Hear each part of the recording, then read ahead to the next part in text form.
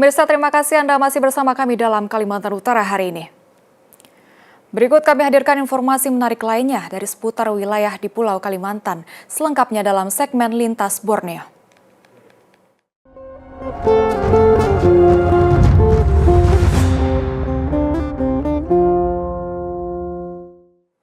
Kebakaran hebat melanda kawasan di Pasar Pagih, Kecamatan Sungai Pinyuh, Kabupaten Mempawah pada Selasa sekitar pukul 17.45 waktu Indonesia Barat. Peristiwa tersebut menghanguskan sedikitnya 18 unit ruko yang digunakan sebagai tempat usaha dan rumah tinggal warga.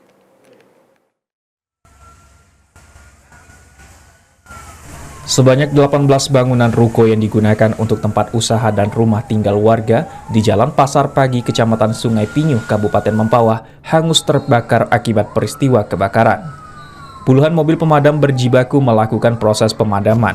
Kebakaran yang menghanguskan belasan ruko tersebut terjadi sekitar pukul 17.45 waktu Indonesia Barat dan berhasil dipadamkan sekitar pukul 21.20 waktu Indonesia bagian Barat.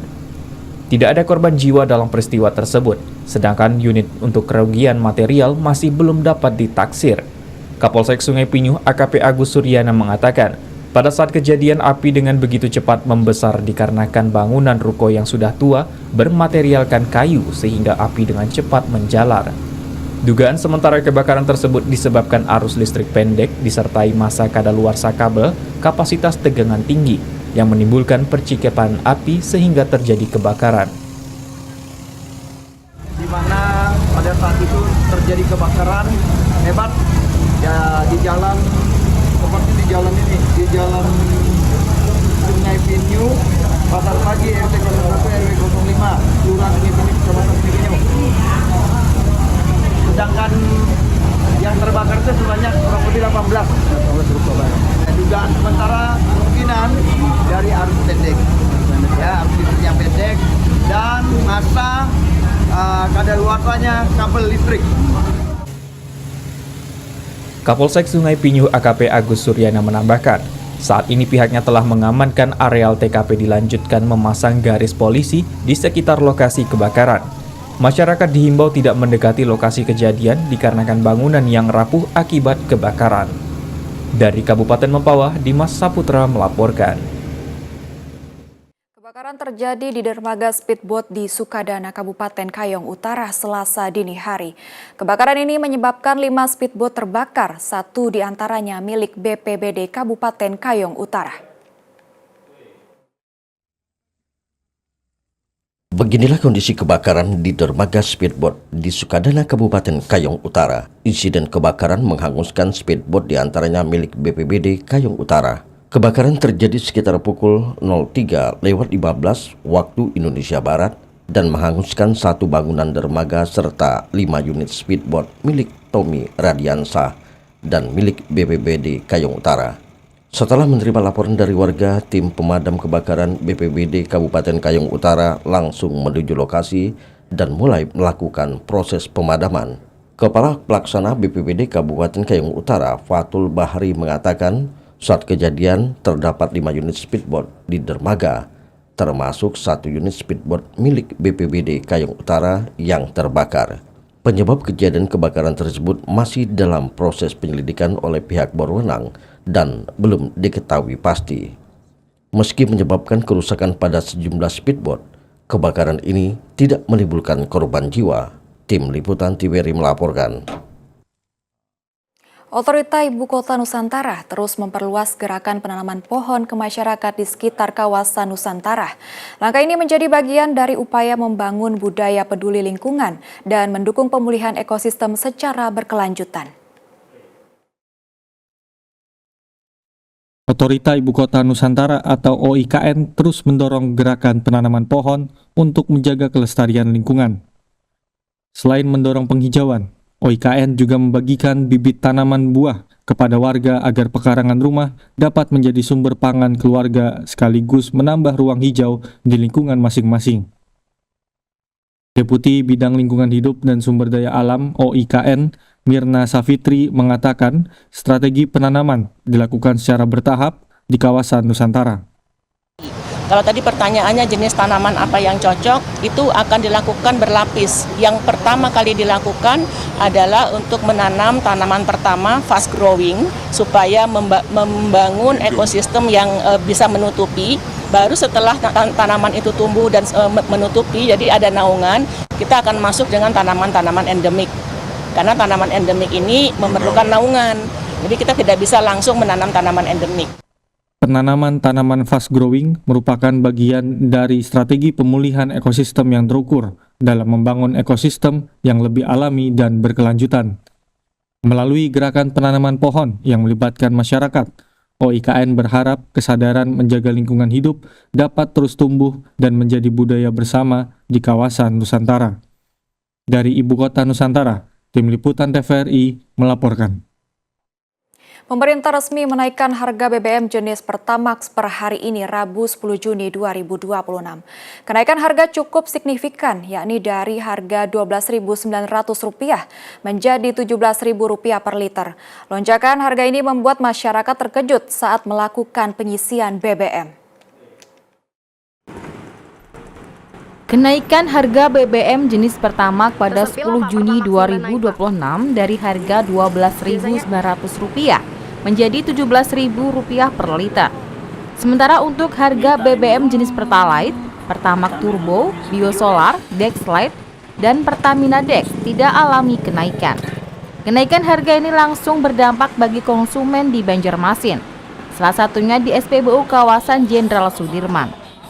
Abdul Rahim mengetahui kenaikan BBM ini serta ia merasa kenaikan harga saat ini sangat tinggi dari harga awal. Cerita dari teman katanya tadi malam naik dan terlalu tinggi, mungkin tidak terlalu banyak berpengaruh sama inilah kebutuhan warga. Itu kan kalau naiknya tinggi kan akan berpengaruh dengan untuk keperluan belanja lainnya pun harus naik, harusnya tidak terlalu tinggi lah naiknya. Senada dengan Abdul, kenaikan harga BBM jenis Pertamax ini juga sangat dirasakan oleh Mahmuda. Ia mengatakan sebagai pengguna Pertamax menerima kenaikan harga, namun kalau bisa harga dapat lebih diturunkan dan stok aman. Iya, dari awal dari orang tua memang Pertamax, katanya kalau ulun tuh agak kaget, cuman kayak yang penting ada Pertamax gitu. Nggak apa-apa sih kalau misalkan harganya ya masih menurutku masih standar ya, di bawah 20.000. Harganya ya lebih bisa diturunkan lagi, nggak apa-apa kalau misalkan 15.000 gitu kan. Kalau ini kan harganya lumayan melonjak gitu. Warga berharap kebijakan kenaikan harga ini ada penyesuaian kembali, diiringi dengan ketersediaan stok yang memadai di lapangan, agar tidak mengganggu aktivitas masyarakat. Pasca kebakaran yang menghanguskan 19 ruang kelas, puluhan siswa Madrasah Sanawiyah Muhammadiyah 1 Banjarmasin terpaksa melaksanakan ulangan akhir semester di dalam masjid. Para siswa terpaksa harus menggunakan telepon genggam pribadi karena laboratorium serta seluruh komputer sekolah ludes terbakar. Beginilah kondisi terkini pelaksanaan ulangan akhir semester. Pasca musibah kebakaran yang menghanguskan sedikitnya 19 ruang kelas Madrasah Sanawiyah dan Madrasah Aliyah Muhammadiyah 1 Banjarmasin. Sempat tertunda, pelaksanaan ujian kini dialihkan ke Masjid Kiai Haji Ahmad Dahlan yang berlokasi di area kompleks sekolah. Sekitar 30 siswa kelas 7 dan 8 terpaksa mengikuti ujian di masjid ini hingga 1 pekan ke depan, lantaran laboratorium dan seluruh fasilitas komputer sekolah ludes terbakar. Akibatnya, ujian yang biasanya berbasis komputer kini harus dilakukan menggunakan telepon genggam milik masing-masing siswa. Meski tetap berjalan lancar, sejumlah siswa mengaku suasana ujian di dalam tempat ibadah terasa kurang maksimal jika dibandingkan dengan di laboratorium komputer. Baru pertama kali karena kondisi kelas itu mungkin untuk belajar. Lebih enak juga karena lebih luasa lawan beberapa orang. Kepala Madrasah Sanawiyah Muhammadiyah 1 Banjarmasin Ishak mengungkapkan, pihak sekolah kini mulai melakukan penggalangan dana serta mengajukan proposal ke sejumlah instansi maupun lembaga guna merenovasi total bangunan. Kemarin dari ke Muhammadiyah juga di daerah ke wilayah juga ke pusat. Begitu juga dengan Kemenak, dari Kemenak Kota ke provinsi juga sudah dilakukan. Nanti yang dari provinsi melaporkan ke pusat. Yang diharapkan dibangun kembali supaya anak bisa belajar renovasi total. Karena kalau kita lihat dari awal kita masuk kan kelihatannya masih bagus aja bangunannya, akan tetapi kalau kita lihat ke atas masuk ke sana ya bisa berfungsi lagi. Kepala Kemenak Kota Banjarmasin Saipudin mengatakan, pihaknya telah mengeluarkan surat rekomendasi.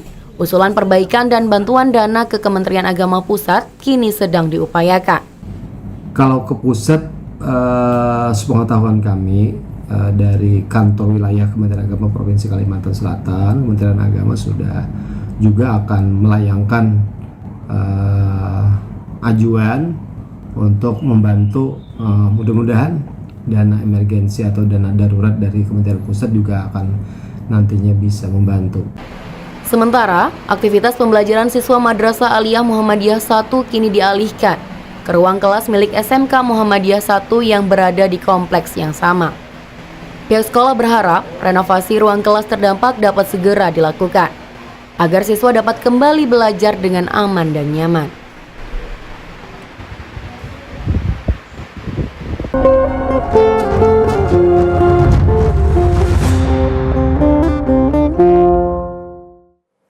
Pemirsa, sebagai pedoman Anda untuk beraktivitas pada esok hari, berikut kami akan menghadirkan informasi perakiraan cuaca yang telah kami himpun dari Badan Meteorologi, Klimatologi, dan Geofisika. Selengkapnya dalam Info Publik.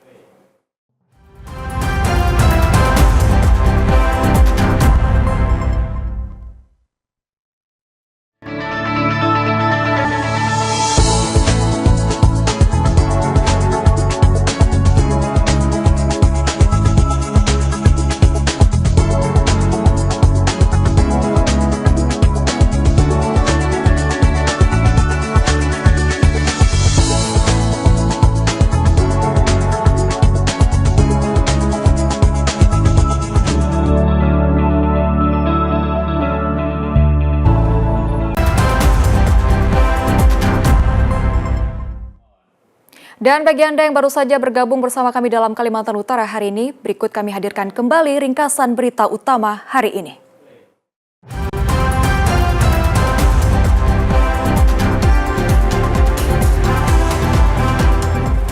Sebanyak 192 atlet dari 13 klub se-Kalimantan Timur dan Kalimantan Utara berlaga dalam invitasi kejuaraan panahan yang memperebutkan Piala Bupati Bulungan yang digelar di lapangan Agatis, Kabupaten Bulungan.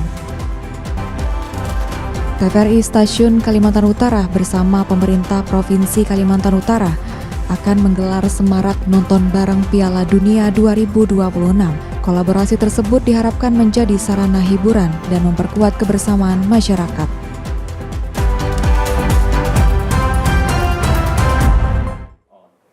Ringkasan berita utama tadi sekaligus menjadi akhir dari kebersamaan kita dalam Kalimantan Utara hari ini. Saksikan kembali Kalimantan Utara hadir setiap hari pukul 16.30 waktu Indonesia Tengah, hanya di kanal 30 digital atau di live streaming Instagram dan YouTube TVRI Kalimantan Utara. Pemirsa, jangan lupa saksikan Piala Dunia 2026 hanya di TVRI Nasional dan TVRI Sport. TVRI, satu langkah untuk Piala Dunia.